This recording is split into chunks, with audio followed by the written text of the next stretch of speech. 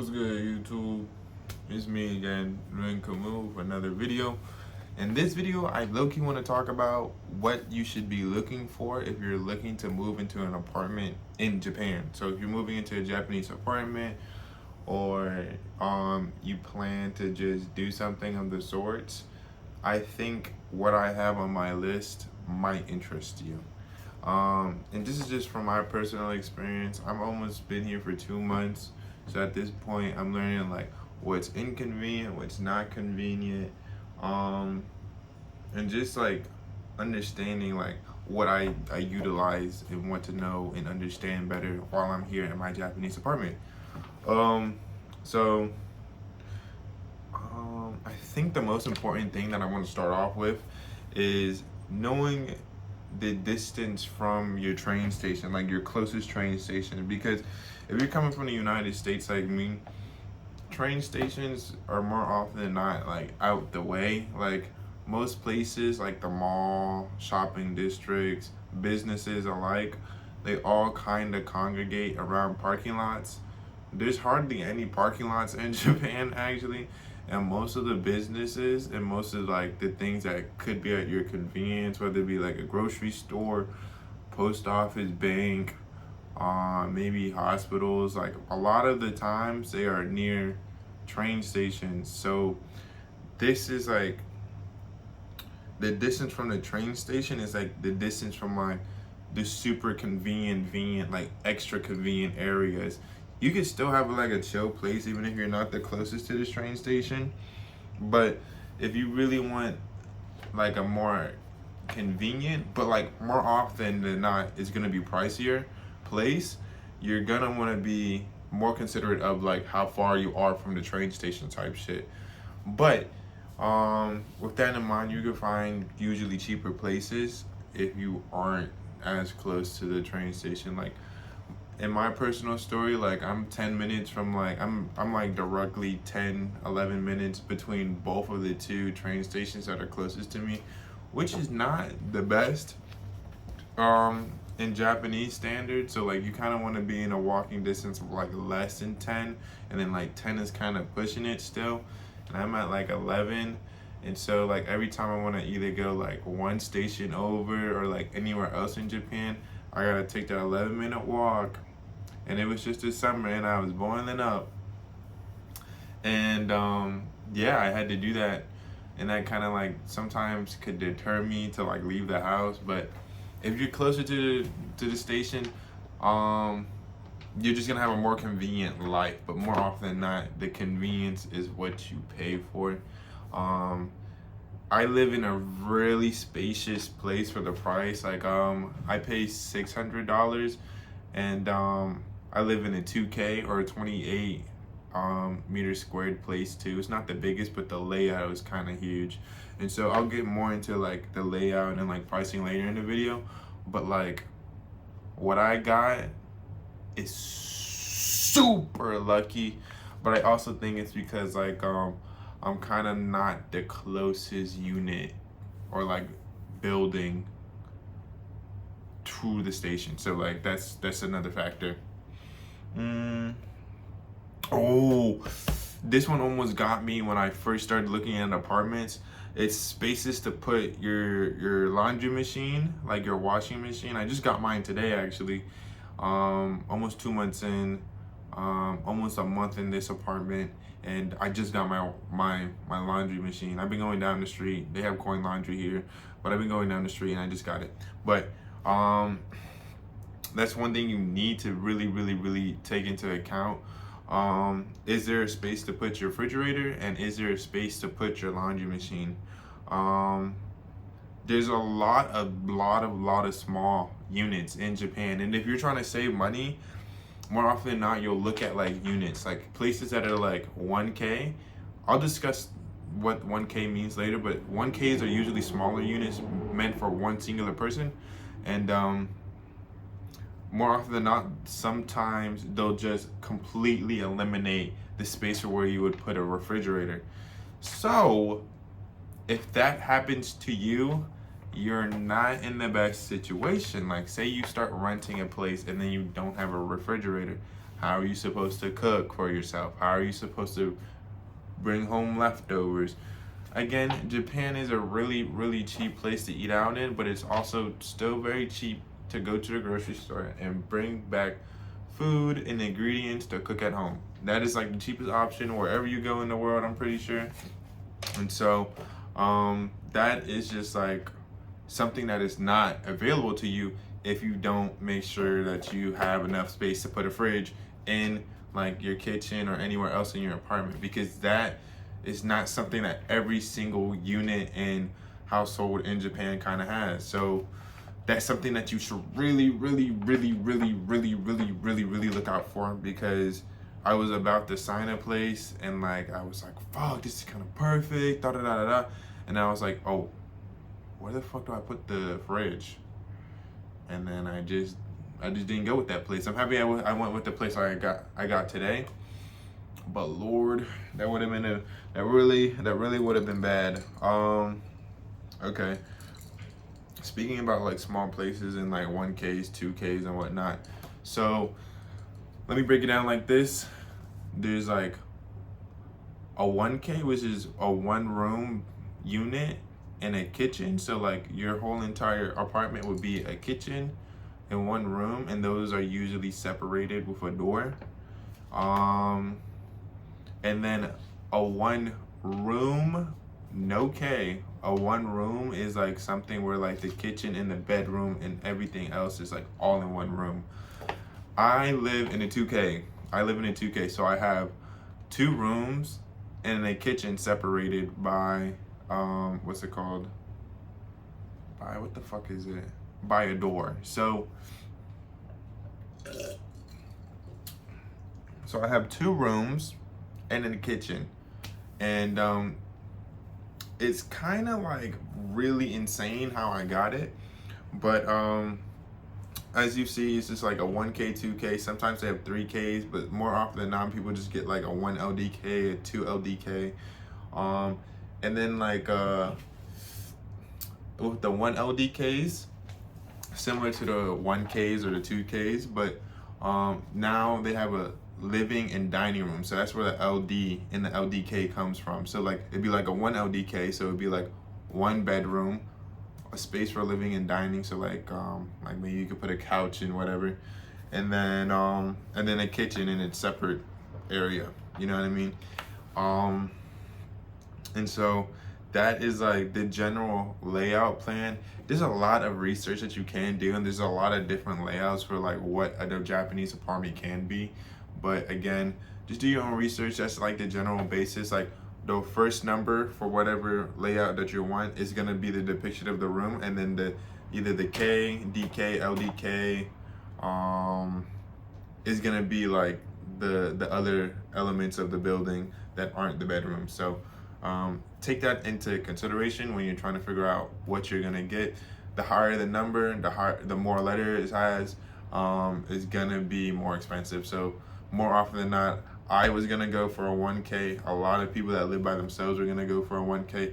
A lot of families go for like 2 LDKs, 3 LDKs, but I'm just a lone person. So try to figure out what type of layout that you want when you're going into a Japanese apartment, and then learn how to navigate those spaces, because it's not like Japanese homes.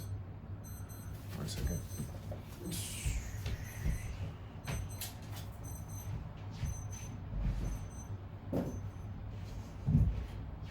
Okay. Next up is grocery store. I'm not gonna stay too long on this one, but knowing where your grocery store is, knowing where your local bank is, and like just your general amenities that you need to go to, general businesses is very important when you're scouting out for a place. You don't want to put like a place where like you have to walk 15 minutes to go to the grocery store. Like imagine all those groceries that you have with you, and then like imagine all this and that they're like, there's some things that I can't get in my neighborhood, but groceries are not one of them. So like I get groceries pretty easily. It's just right down the street from me, but like sometimes I gotta get like large pots and pans, large amenities, stuff for my school, and then I gotta go to Shibuya, and then I gotta go to the train station, and I'm already like an 11-minute walk from the train station. Just be aware of like your neighborhood as a whole, and then like how accessible it is. I think that probably goes back to the point I was making at like the distance from the train station, but this is just more specific to your neighborhood. Look at what your neighborhood has to offer when you're like looking for an apartment. There's a lot of young people out here. I'm 22, and like there's not too much exposure to like really emphasize like the impact that your neighborhood kind of has on you, and like how accessible and how like convenient everything is. And the thing is that like you could always like make your apartment as much as you want, but you have no jurisdiction about like, oh, I want to put a grocery store here. You could put your fridge right over there in your apartment, but you can't put a grocery store. You can't put it's not like The Sims, you know what I mean? And so you just got to be really cognizant, because more often than not, you can't change those elements about your neighborhood. You could change your unit, you could change your da-da-da-da-da, but you cannot change that type of shit. So next, I want to do bike parking. Bike parking, I won't be on here too long. Bike parking is just something like, some people say like biking is kind of like cheaper. A lot of people do bike in Japan. And so checking if your building has bike parking could actually be, how should I say, like, it could provide you variation in your ways of commuting around Japan or Tokyo, wherever you are. And so look out for that, because some places might not do bike parking. A lot of places do. But on top of that, you more often than not, you're gonna have to pay extra for bike parking, unless they say it's free. Mine is not free. So, oh, this is a very, very important one. A lot of people say that like they wish they like took more precaution when they came to this element. A unit bath. How do I describe it? A unit bath is just kind of like a room, like just okay. So imagine like a giant shower, right? And it just takes up the whole room, and then your sink and your toilet just happen to be in that room. Like in the United States, more often than not, you'll have like a curtain, or like you'll have like a door that separates the water that's coming from your shower from the rest of the bathroom, so it's not getting all over the mirrors, it's not getting all over your toothbrushes and whatever, it's not getting all over your toilet seat, and it's especially not getting all over your fucking toilet paper.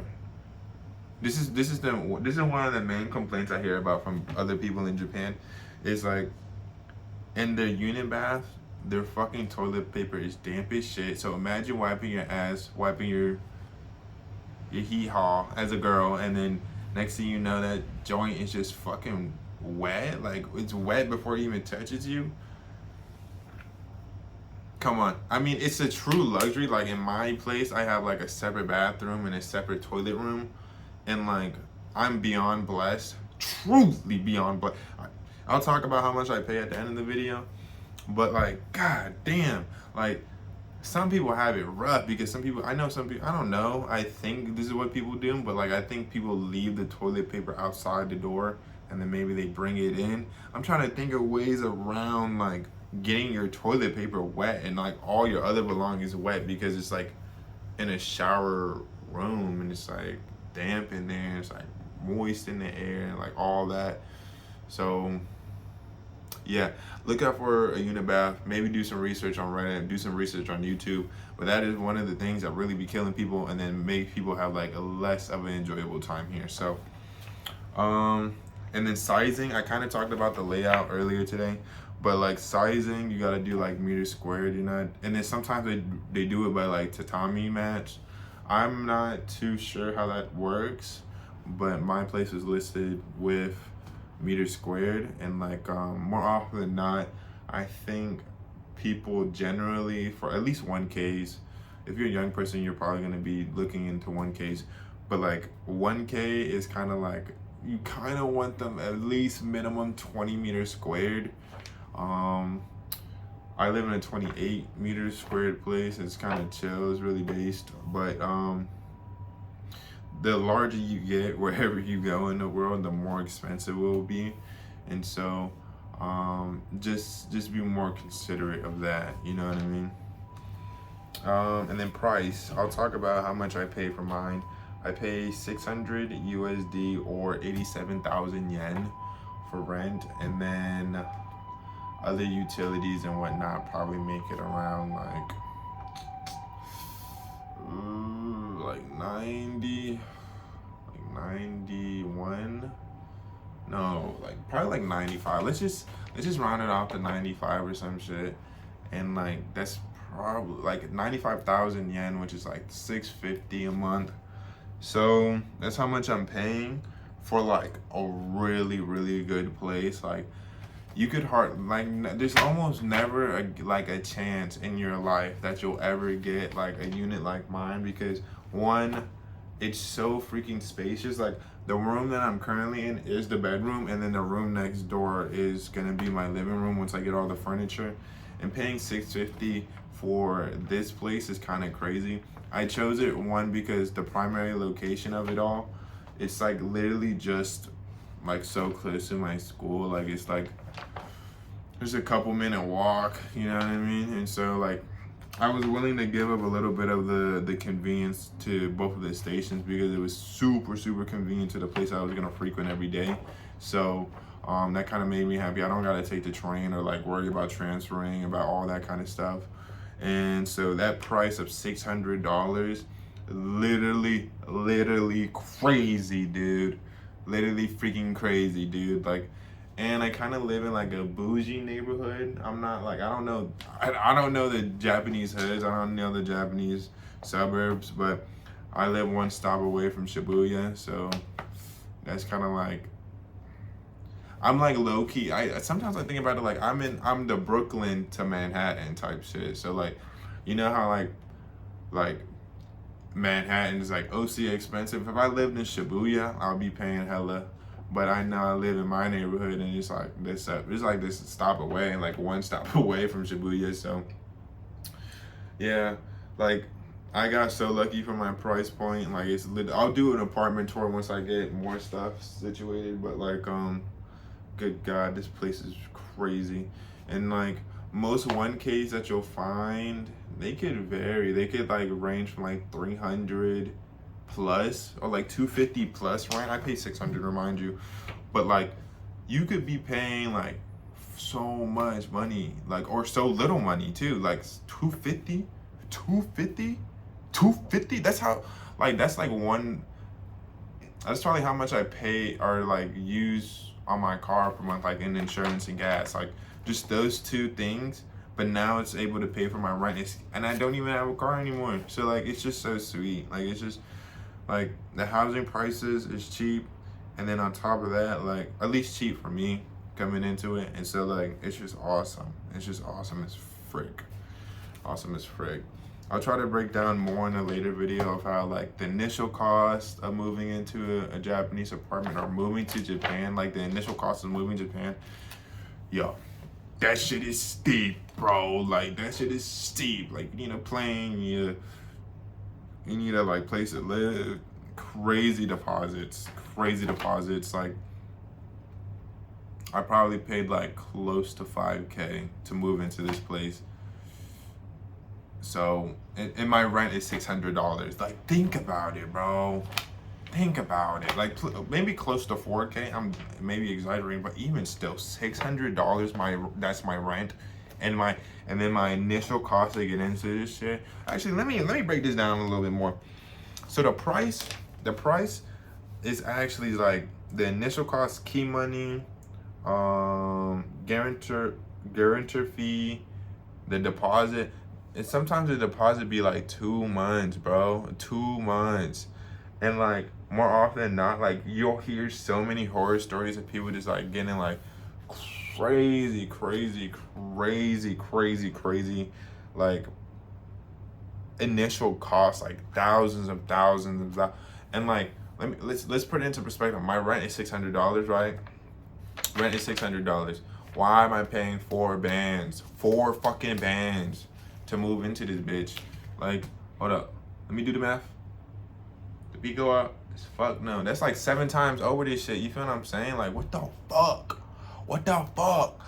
Like, okay, so good rule of thumb, like just imagine your rent, whatever it is, right? And then multiply it by 5, and then that's how much you're expecting to pay initially. So yeah, that was the last thing on my list. This is a pretty long video. I'm sorry about that, but hopefully I could do a more in-depth like discussion about like stuff that you guys have in your minds, like any concerns, any comments, anything like that. I'll read them. I read them all. I love reading the comments. You guys are so awesome. Every time you guys leave a comment, leave a like, subscribe, leave a like. That shit is just awesome as fuck, dude. I really do appreciate it. Like, this shit just so sweet. Like, sincerely, bro. Sincerely. I got class in the morning, so I'm probably gonna leave it off right here. If you made it to the end, I really do appreciate you. If you could leave a comment, like, subscribe. If you want to reach out to me, I'll have my information down in the description. Hit me up on Instagram, hit me up on Discord. And I think that's it. I'll put another video up soon. And yeah, peace out. I'll talk to ya.